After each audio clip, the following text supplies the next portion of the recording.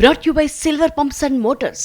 Top quality और consistent performance के लिए सिर्फ सिल्वर पंप्स नाम याद रखना। మిథున్ రెడ్డి ఎపిసోడ్ లో నెక్స్ట్ ఏం జరగబోతోంది? కోర్ట్ కస్టడీకి అనుమతిస్తుందా? ఇంటి భోజనానికి అవకాశం ఇస్తుందా? ఆ డీటెయిల్స్ చెక్ చేద్దాం. మిథున్ రెడ్డిని కస్టడీకి ఇవ్వాలి అన్న పిటిషన్ పై ఇవాళ విచారణ జరగబోతోంది. 5 రోజుల కస్టడీకి కోరుతూ ఏసీబీ కోర్టులో సిట్ పిటిషన్ వేసిన విషయం తెలుసు. లిక్కర్ స్కామ్ లో A4 గా ఉన్నారు మిథున్ రెడ్డి. ముడుపుల లావాదేవీల్లో మిథున్ రెడ్డి చాలా కీలకంగా వ్యవహరించారని సిట్ వాదిస్తోంది. ప్రస్తుతం రాజమండ్రి సెంట్రల్ జైల్లో రిమాండ్ ఖైదీగా ఉన్నారు మిథున్ రెడ్డి. జైల్లో వసతులపై ఏసీబీ కోర్టుని ఆశ్రయించబోతూ ఉన్నారు ఎంపీ. వారంలో 6 ములాఖాత్లు అలాగే ఇంటి భోజనానికి కూడా అనుమతించాలి అన్నది అన్న అభ్యర్థన. ఏసీబీ కోర్టులో ఈ మేరకు పిటిషన్ దాఖలు చేయబోతున్నారు మిథున్ రెడ్డి.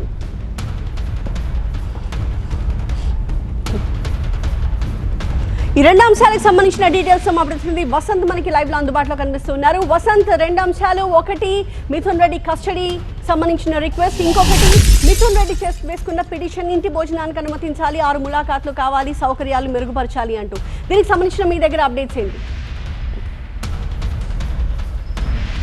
మిథున్ రెడ్డి లిక్కర్ స్కామ్లోకి సంబంధించినటువంటి ఆరోపణల నేపథ్యంలో అరెస్ట్ అయ్యి రాజమండ్రి సెంట్రల్ జైల్లో రిమాండ్ ఖైదీగా ఉన్నారు. ఆయన జ్యుడిషియల్ రిమాండ్లో ఉన్నారు. ఆయనకు సంబంధించి ప్రస్తుతం ఎంపీగా ఉన్నారు కాబట్టి వీఐపీ కేటగిరీలో ఆయనకి భద్రత కూడా కల్పించాల్సినటువంటి అవసరం ఉంది. అయితే ప్రస్తుతం ఈ కేసుకు సంబంధించినటువంటి వ్యవహారంలో ఆయన జిల్లా జైల్లో రిమాండ్ ఖైదీగా ఉండగా ఆయనకు ములాఖతుల సంఖ్య పెంచాలంటూ కూడా పిటిషన్ దాఖలు చేశారు. ప్రస్తుతం జైల్లో ములాఖతులకు సంబంధించి 2 నుంచి 3 మాత్రమే ఇస్తున్నారు. అది కూడా పర్టికులర్గా కొన్ని రోజుల్లో మాత్రమే ఇస్తున్నారు. అందులో లీగల్కి సంబంధించినట్టు కొన్ని మాత్రమే ఉంటాయి. అయితే ఆయన ఎంపీగా ఉన్నారు కాబట్టి వారి కుటుంబ సభ్యులతో పాటు వారి పార్టీకి సంబంధించిన కొంతమంది లీడర్లు కూడా వచ్చి ఆయన కలిసేటటువంటి అవకాశం ఉంటుంది కాబట్టి అలాగే న్యాయ విభాగానికి సంబంధించినటువంటి సహాయం తీసుకోవాలన్నా కూడా ఆ సంఖ్య పెంచాలి, ఆ సంఖ్య 6కు అనుమతి ఇవ్వాలి, అలాగే ఇంటి నుంచి భోజనానికి అనుమతి ఇవ్వాలంటూ కూడా ఆయన పిటిషన్ దాఖలు చేశారు.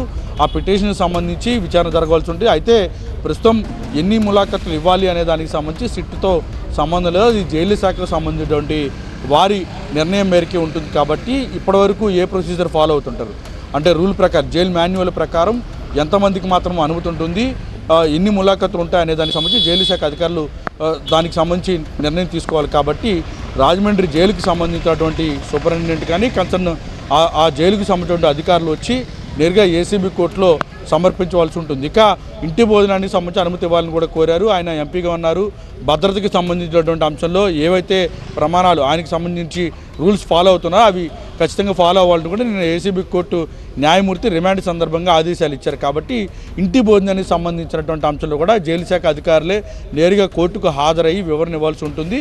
అందుకు సంబంధించిన నోటుకు కూడా కౌంటర్ రూపంలో ఏసీబీ కోర్టు తెలియజెప్పవలసి ఉంటుంది.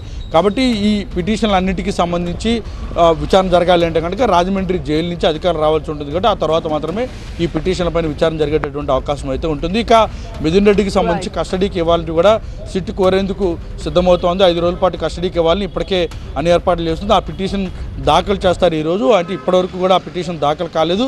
ఈరోజు సాయంత్రం లోపు దాఖలు చేసేటటువంటి అవకాశం అవుతుంది. సో మొత్తంగా చూస్తే లిక్కర్ స్కామ్కి సంబంధించి మిథున్ రెడ్డి అరెస్టు తర్వాత కూడా ఈ వ్యవహారానికి సంబంధించి ఏవైతే ఉన్నాయో గతంలో జరిగినటువంటి వాటన్నిటిపైన విచారణ జరపాల్సి ఉందని సిట్ భావిస్తోంది. కస్టడీ పిటిషన్తో పాటుగా ఆయన దాఖలు చేసినటువంటి పిటిషన్లపైన కూడా విచారణ జరగబోతోంది.